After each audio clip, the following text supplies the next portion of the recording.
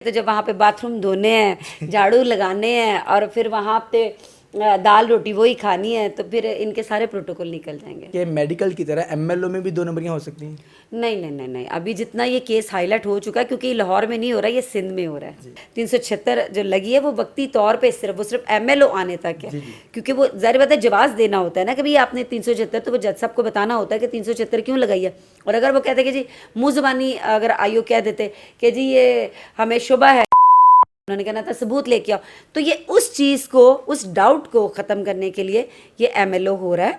उसमें वाज़ह तौर पे जो भी चीज़ होगी वो क्लियर हो जाएगी। अस्सलाम वालेकुम नाज़रीन, मैं हूं आपका मेज़बान अयान सरवर और आप देख रहे हैं तुम पाकिस्तान। नाज़रीन, हमारे साथ मैडम बुशरा शकील मौजूद है और इनसे बात करेंगे कि जी ज़हीर को गिरफ़्तार कर लिया गया और शबीर को भी, तो कुछ ऐसी चीज़ें नज़र आई हैं जिनका सवाल जो है ना हम बुशरा से करेंगे और बुशरा मैडम बताएगी कि जी ये सारे मामला कैसे होंगे और आगे तक कैसे बात चलेगी। अस्सलाम वालेकुम। वालेकुम अस्सलाम। अच्छा मैडम बुशरा, मुझे ये बताएं कि ज़हीर की गिरफ़्तारी हो चुकी है और वो जेल जा चुका है। सबसे पहले एक अहम सवाल जो कमेंट में किया जा रहा है कि जी ज़हीर को हथकड़ी क्यों नहीं लगाई गई?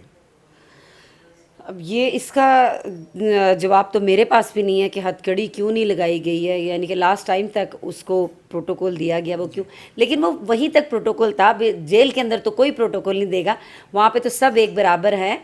ठीक है, तो जब वहाँ पे बाथरूम धोने हैं, झाड़ू लगाने हैं और फिर वहाँ पे दाल रोटी वही खानी है, तो फिर इनके सारे प्रोटोकॉल निकल जाएंगे। ठीक है। अच्छा मुझे ये बताएं कि इस टाइम ज़हीर को गिरफ़्तार कर लिया गया और शबीर को भी, तो क्या ख्याल है इनके साथ किसी और लोगों को भी गिरफ़्तार कर लिया जाएगा, जैसा कि उनकी वालदा है, शबीर की बीवी है या कोई और सहूलतकार है? जी जी बिल्कुल। और मेरा ख्याल 6 और नाम है, जिसके अंदर जो बड़ा प्रोमिनेंट नाम है वो नूर बीबी यानी कि इनकी वालदा जो है वो है, फिर एक रॉय खुर्रम है, ठीक है ना, जो पहले इनके वकील थे। तो ये 6 लोग हैं, तो वो भी उनके लिए छापे शुरू हो चुके हैं। रोए खुरम तो उनके वकील थे, उनके लिए क्यों गिरफ़्तारी के ऑर्डर जारी हुए? उन्होंने फैसिलिटेट किया इनको, मतलब कि सहूलतकार बने? सहूलतकार बने। उनको पता था जब 3 सूबों की पुलिस ढूंढ रही थी, तो एक सिर्फ उस वक़्त मेरा ख्याल है 2 बंदों को सिर्फ पता था, एक जो यूट्यूबर है और एक रॉय खुर्रम। क्यों कि ये लोग, वो उसका क्लाइंट था इसलिए उनको पता था।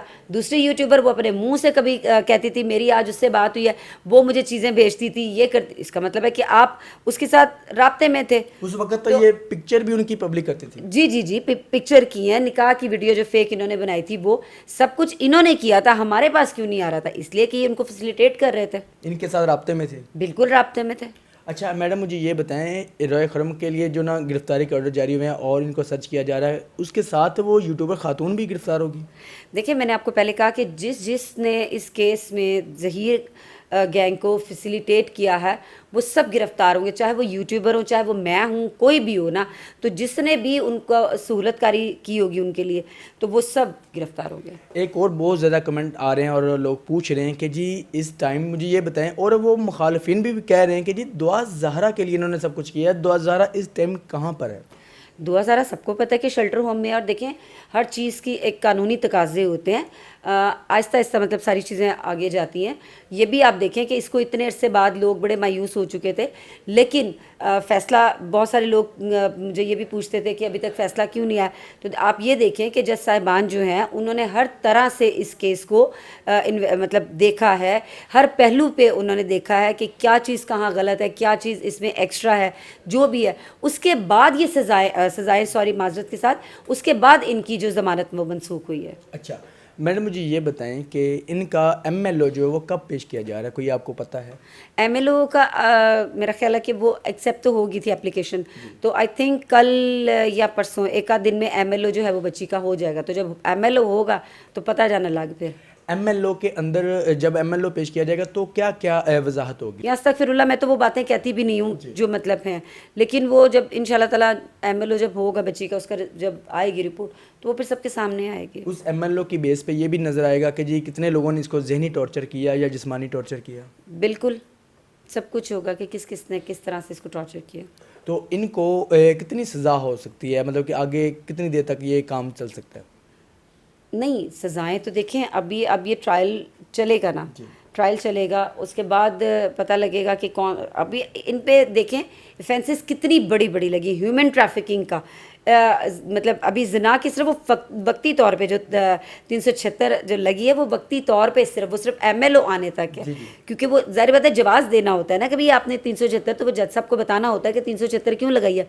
और अगर वो कहते कि जी मुँह जुबानी अगर आयोग कह देते कि जी ये हमें शुबा कहना था, सबूत लेके आओ, तो ये उस चीज़ को, उस डाउट को ख़त्म करने के लिए ये एमएलओ हो रहा है। उसमें वाज़ह तौर पे जो भी चीज़ होगी वो क्लियर हो जाएगी और सज़ाएं इनको अभी देखें कितनी कितनी मिलती हैं। यहाँ पे क्लियर करें कि मेडिकल की तरह एमएलओ में भी 2 नंबरियाँ हो सकती हैं। नहीं नहीं नहीं नहीं, अभी जितना ये केस हाईलाइट हो चुका है, क्योंकि लाहौर में नहीं हो रहा है, ये सिंध में हो रहा है। जी ठीक है। अच्छा मैडम, मुझे यहाँ पे ये बताएं कि क्या ख्याल है कि वो राय खुरम और वो उस खातून यूट्यूबर के साथ और भी यूट्यूबर हैं जिनके लोगों ने नाम रखे हुए हैं मुख्तलिफ, क्या वो भी इस लाइन में आ सकते हैं, लिस्ट में आ सकते हैं? जो जो सहूलतकार बने, देखिए इंटरव्यूज़ किस किसने किए, किस किसने, सिर्फ इन्होंने इंटरव्यूज़ किए हैं, हम में से तो किसी ने नहीं किए। कोई आप यूट्यूबर बता दें, वो ही इन लोगों ने इंटरव्यू किए जो इनके पैनल का हिस्सा थे, और किसी को ना इजाज़त थी। भाई क्यों इजाज़त नहीं थी? आप सारा बच्ची पे डालते रहे, बच्ची कह रही है कि मैंने नहीं करना इंटरव्यू, वो तुम्हारे इतने अंडर थी, वो तुम्हारे कहने के ऊपर हर चीज़ बोल रही थी, तो तुम्हारे कहने के ऊपर वो इंटरव्यू नहीं दे सकती थी मीडिया को। बिल्कुल ऐसा ही है। अच्छा मुझे ये बताएं, क्या उनका पैनल अब टूट गया हुआ है, मतलब लोग भागना शुरू हो गए हैं या अभी भी उनके साथ खड़े हुए ज़हीर लोगों के साथ? नहीं नहीं नहीं, कुछ जो हैं वो भाग गए हैं, उस पैनल से काफ़ी देर से भाग गए हैं। तो जब से सिंध हाई कोर्ट में एप्लीकेशन गई थी उसके बाद वो भाग गए हैं। बाकी कुछ हैं आहिस्ता आहिस्ता कुछ भाग जाएंगे, क्योंकि इन्होंने भागना ही है अब। लेकिन फ़िलहाल वो कह रहे हैं चलो, वो कहते हैं ना भागते चोर की लंगोटी सही, तो वो कह रहे हैं जाते जाते जितने पैसे बैठ के बना सकते हैं बना लें। कुछ लोग कहते हैं कि जी ये यूट्यूबर जो आपस में लड़ाई झगड़ा कर रहे हैं, इनको ऐसे नहीं करना चाहिए, इनको आपस में बना के रखनी चाहिए, क्या कहेंगे इस बात पे? देखिए मेरे पिछले व्लॉग्स जितने भी, मैंने जब ये 2000 केस स्टार्ट किया था, बल्कि उसके मिड तक जो है मैंने कोई इस तरह की बात नहीं की थी। मैं अपनी रिपोर्टिंग कर रही थी, लोगों को हकाइक बता रही थी। ये जो शुरुआत हुई है ये हम यूट्यूबर्स की तरफ से नहीं हुई है, ये सबको पता है कि ये शुरुआत किसकी तरफ से हुई थी। जी, तो अगर वो कहें कि जी माफ़ी तलाफ़ी होती है या कोई सुलह सलामी होती है, तो क्या ख्याल है, आप सुलह करेंगे उनके साथ? माफ़ी अगर वो मांग लेते हैं तो? नहीं नहीं नहीं नहीं, नामुमकिन है किसी सूरत भी नहीं, कि मतलब एब्सोल्युटली नॉट। Absolutely not. तो नाज़रीन, हमारे साथ मैडम बुशिया शकील मौजूद थी। इन्होंने बताया कि जी जिन्होंने हमें टारगेट किया, किन की तरफ से पहल हुई या एंड कौन कर रहा है, ये सारा कुछ आप शुरू से देखते आ रहे हैं। तो बाकी ये थी आज का हकायक, जो भी थी मैडम बुशिया से हमने सुन ली है, तो आपने भी सुन लिया। तो इसी के साथ अपने मेज़बान आयान सरवर को इजाज़त दीजिएगा। देखते रहें तुम पाकिस्तान। खुदा हाफिज़।